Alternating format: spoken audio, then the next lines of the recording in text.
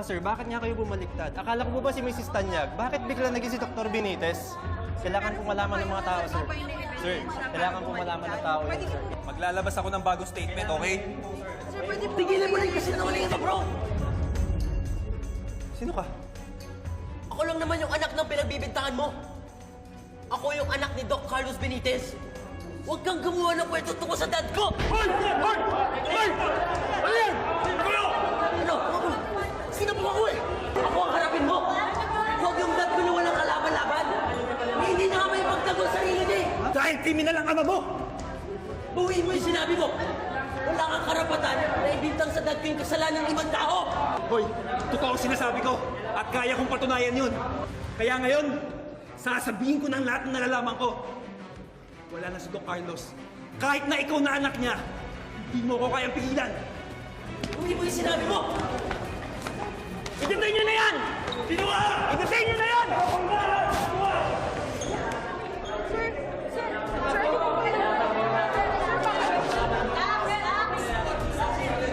Sinasabi niya na yung ama daw po niya pinagbibintangan ninyo, sir. Pwede niyo po masabay sa amin yung ebidensya na sinasabi ninyo? Sir, Sir, baka pwede niyo po sabihin sa amin ngayon paano po yung ebidensya na sinasabi ninyo para bumaliktad po kayo dun sa una ninyong statement, sir. Ipapaprepare ko lang ang OR. Okay?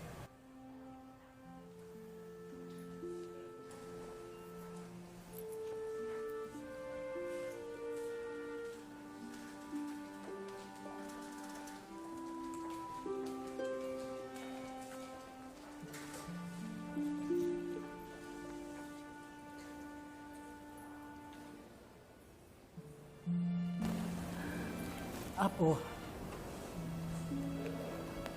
kaya mo ba talaga? Annalyn, alam ko wala akong karapatang magbigay ng opinyon ko, lalo na't hindi na ako affiliated with Apex at hindi na ako ang chief resident nyo ngayon. Pero naniniwala ako na may reason kung bakit napabisita ako kay Dr. Meneses ngayon. Baka lang kailangan mo ng tulong para magdesisyon ng tama.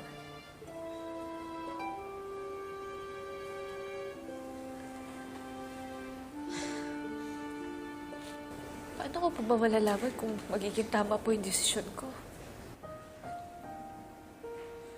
Eh, di ba magiging mali lang naman po kung papalpak ako?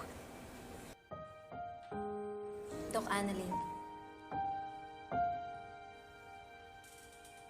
ang gusto ko lang naman na buo ang loob mo sa magiging desisyon mo. Hindi lang sarili mo ang nakasalalay dito, kundi pati ang sa nanay mo. Walang duda. Ikaw ang isa sa pinakamagaling na neurosurgeon na nakilala ko. Pero minsan, nagbabago ang galing natin. Depende kung sino ang pasyenteng nasa harapan natin. Kaya mo bang operahan ang nanay mo?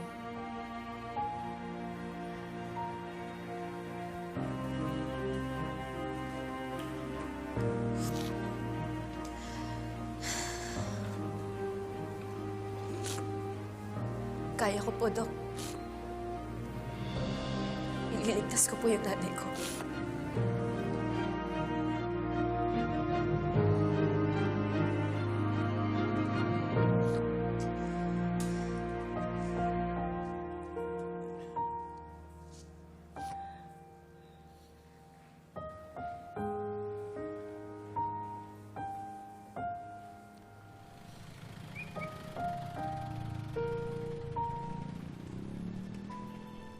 Nasaan si Mr. Dakanay?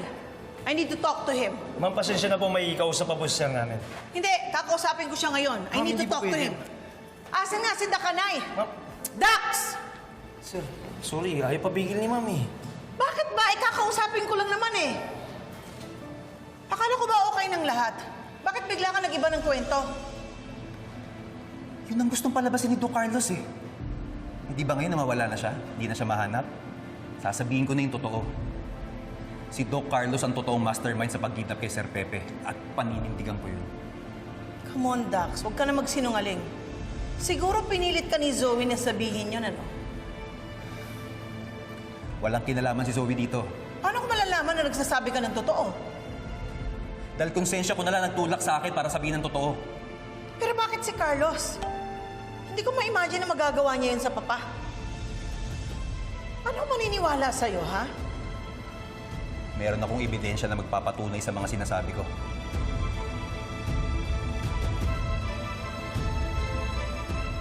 Tignan niyo to. Hawakan niyo.